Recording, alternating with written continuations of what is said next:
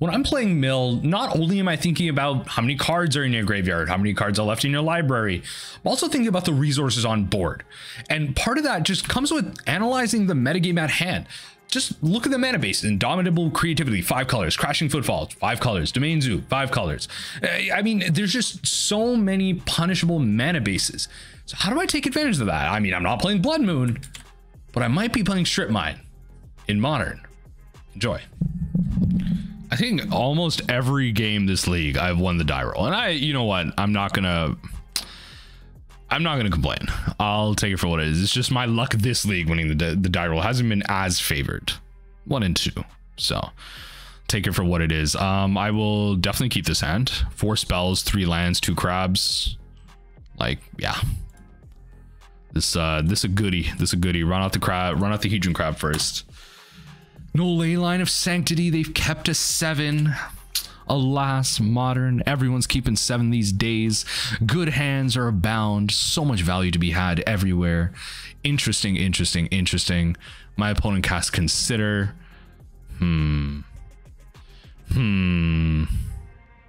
Interesting. I will give you the turn to.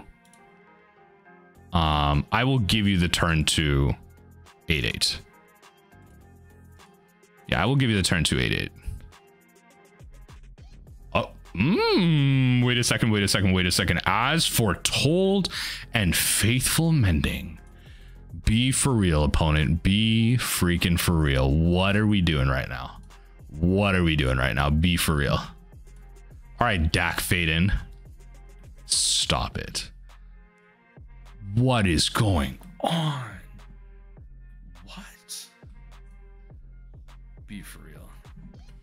Be for real. What is going on right now?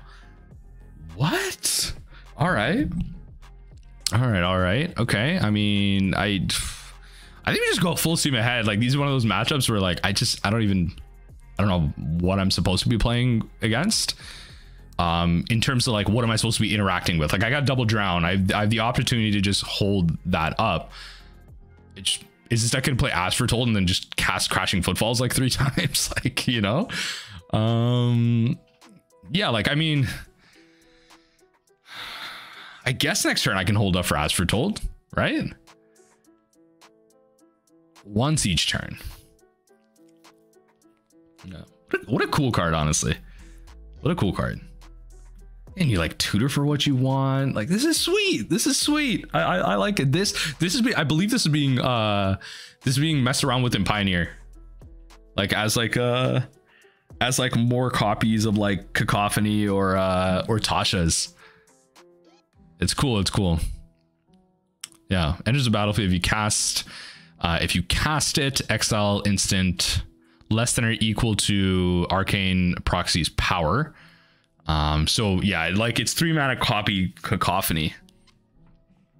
I thought it was actually CMC, not a thing. Yeah, okay, but I mean, if you cast it for 7, you can copy Tasha's. So I wonder what they're doing here. I wonder what they're thinking of here. Do they draw land? Are they missing something? Are they disconnecting from the game? Who knows? There's a lot in there. There's a lot that's generally just going on here. So Crashing Footfalls is there. It feels like that's a pretty solid surgical target, especially if they're showing me they're playing Arcane Proxy. Bolts are in there. Faithful Mending. That's a magic card. 2 As Foretold's in there. I feel like that's a pretty good surgical target as well. I'm wondering if this deck. So one thing that you have as a Crashing Footfall player is generally against Mill, you start your turn off if you're aware that it's Mill. So maybe in a local, in like a game 1 in the blind, you know the person across from you is playing Mill, and you can just turn 1 suspend Crashing Footfalls, and that kind of derails a lot of Mill's plan. To surgical that away, and at that point the Mill player needs to be really good. They need to understand what their next surgical priority is. Electro Dominance. Okay, all right, now I know. Okay, so if you're playing Dominance and As Foretold, oh, they're just gonna draw 3 cards. Bet. Okay, all right, 2 mana, 2 cards, draw 3 cards. Nice. So they just didn't have like the Astrotold. Okay. Or like the, sorry, Crashing Footfalls. Interesting. So they're going to discard here.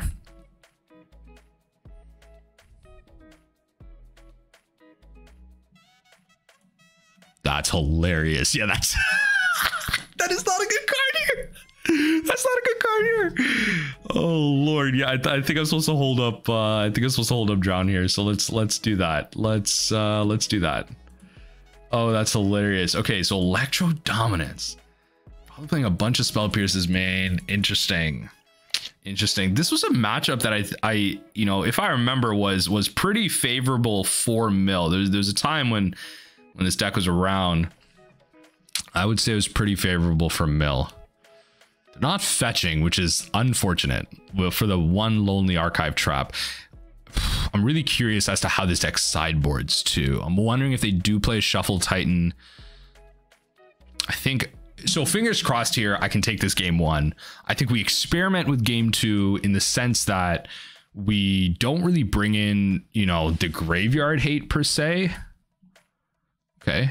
Draw 2, discard 2. I mean, if I see a Shuffle Titan here, then, you know, that line disappears, but not drawing much.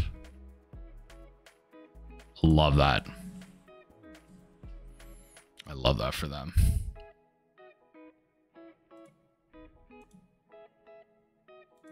So I'll definitely end step field here. Take out the white source.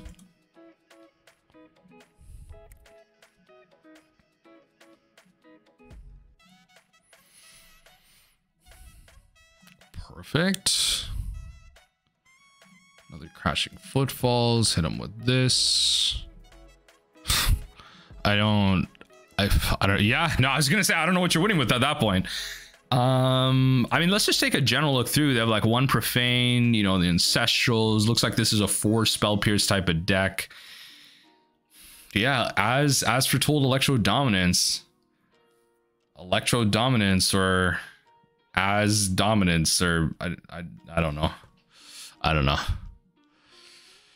All right. Okay. Prismatic Endings as well. I really wonder how this deck sideboards against us.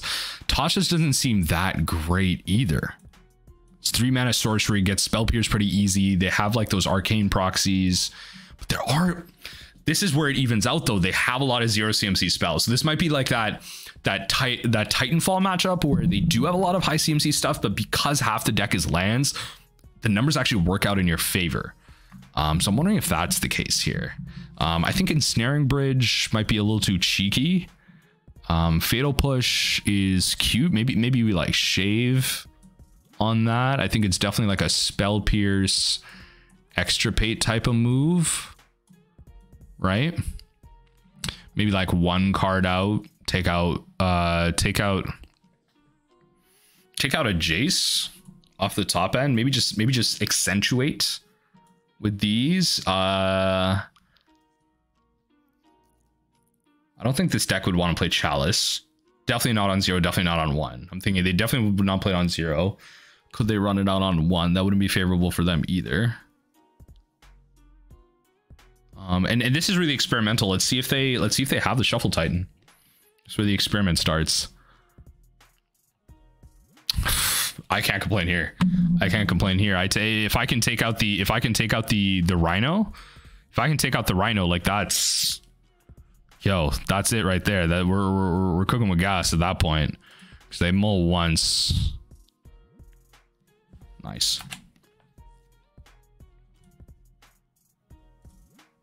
But yeah, okay. So actually, I would say relatively prepared here. Hopefully they don't have the shuffle effect.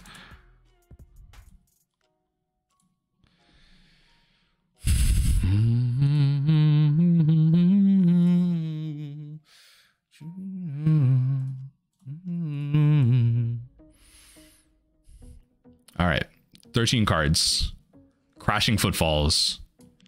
Let's surgical that out. That way I'm not having to deal with anything like that, right? No footfalls off the rip type of thing here.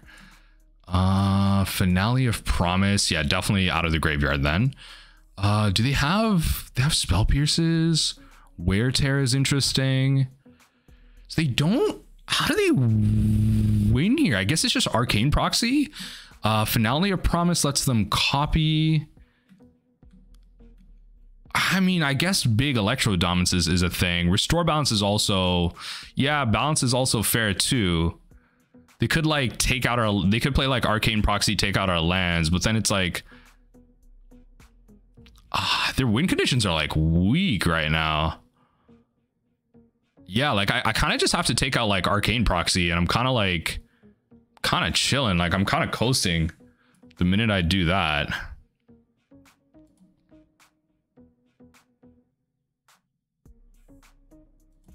Okay. Interesting. All right. Kind of chilling, right? Like, because I mean, then they could keep bolting me, maybe like an Electro Dominance for 1, 2, whatever. I don't know. But so they played Sacred Foundry there. Probably like Faithful Mending. I hate the way this shows. I hate the way this shows. I don't know. Just, I can't even remember if they had 1 or 2, if that's just glitching. Like,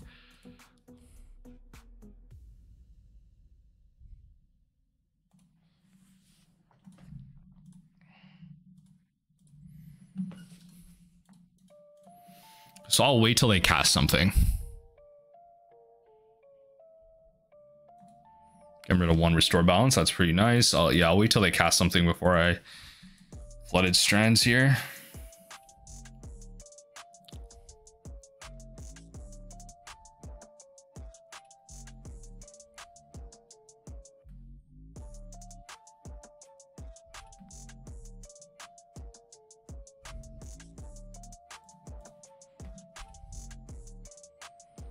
Let's just do this in response. So I can't kill Arcane Proxy anyway. I don't think I can. Like, what's the ruling on this? Does this come in as a 3-mana 2/1? Or is this still 7 at face value? I think it's still 7, so I can't really push it. Can't really push it.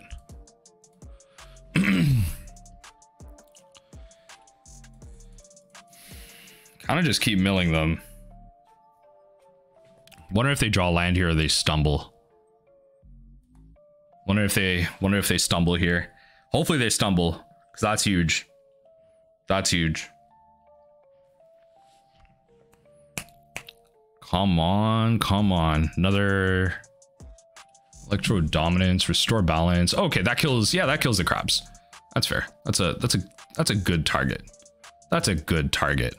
Good for you. Good for you. That's a good spell. That's a good spell to cast.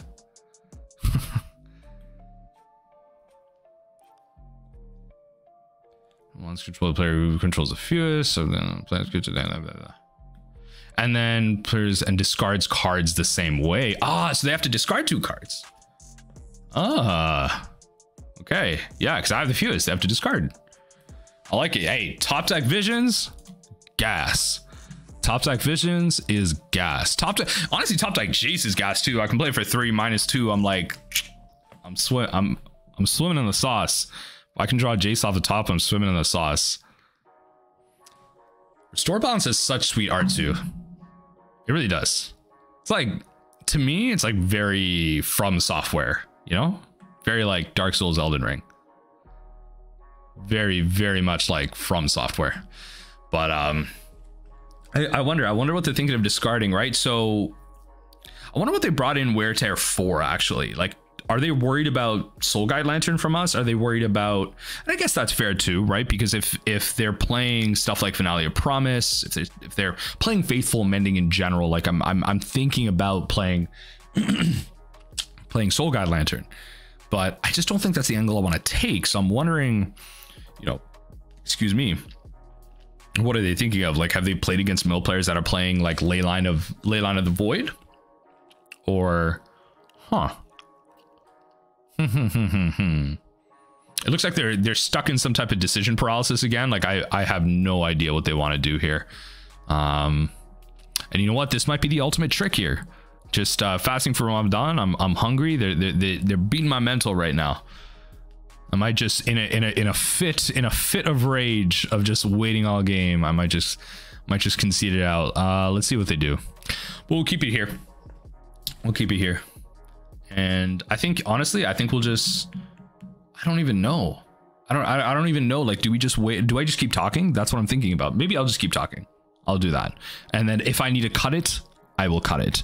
But in general, this deck has a pretty interesting history in Modern. It was a really cool, just like all in type of deck. Like if your Electro dominance got countered onto, and dominance was an instant too, right? Like, where is it? Is it in here? Okay, well, I believe Electro dominance was an instant. Oh, there it is. And then if that got countered, you just played Asphodel the next turn and kind of just did the same thing. So it was like, I would argue relatively counterproof. And that was a time when Counterspell was not around. So it was like it was like Spell Pierce, Remand, like that was what you were looking for.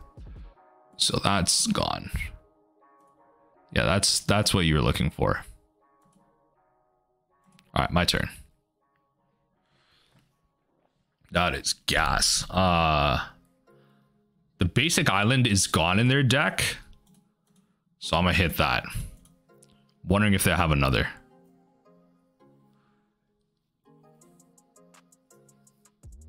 Wondering if they have another here. The basic island is gone. And then if they have another, they have another, but that means they also don't have a red. That's one less land out of their deck. So they're not casting, you know, Finale again. They're not casting Dominance again. So it's a lot working in our favor. I could take the White Source, but like White Source takes out Prismatic Ending and Faithful Mending. Like, not my concerns right now. Or like Tear. Okay. Destroy target enchantment. Okay. But yeah, so you kind of just played that at instant speed. You played As Foretold on turn 3. You relatively like kind of safe from there. And then you I believe this deck played, if I'm not mistaken, I think it was like a giant, I believe it was the Awakened Horror. So it was like that a 2-mana 0/4 that if you played enough instant sources you would flip. I believe it was that, or there was like a way to make tokens and get around, like there's a way to make tokens and get around, I don't know. You know what? I'm forgetting the whole combo itself, but relatively speaking, it was a good matchup for Mill. I believe it still is based on its kind of build right now. Obviously, there are going to be games where they get you. They're playing Flusterstorm. They're playing 3 or 4 Spell Pierces in the main. Profane Tutor can give them what they want. Like sometimes you just stumble, right? Like your interactions are only Fatal Push. You don't draw the crabs, but that's just your average game of Modern, honestly. It's just both players are just drag racing to the win, and my opponent is just taking up all this time. I think I'm just gonna cut these parts out. Or oh, there we go. All right, opponent. Do I get double black? I don't know. I think I just, all right there. Wow. Okay, we're playing land destruction. Okay, I think our opponent has given up. I don't know if they've double queued into a league. Oh, okay. All right. They found a way to get lands. Another Field of Ruin. Yo, opponent, no. Yo, Field of Ruin. Nah, yo. Field of Ruin is literally just Sinkhole. It's just strip mine. Come on. These 3-color decks, come on. I don't want to hear no slander about nobody playing less than 4 Field of Ruins in their Dimir Mill deck. None of that. You're garbage for that. Now get that out of here. Your sample size is way too small, and you're playing the deck wrong. In this very moment. Maybe in the future we start shaving up for another land or another shot, whatever. But all these multicolored decks running around in the format, you're running less than 4 Field of Ruins, you're playing it wrong. In Dimir Mill, you know, obviously in the 3-color builds, there's reasons to kind of optimize your colors that you'd play less. Be for real. Come on.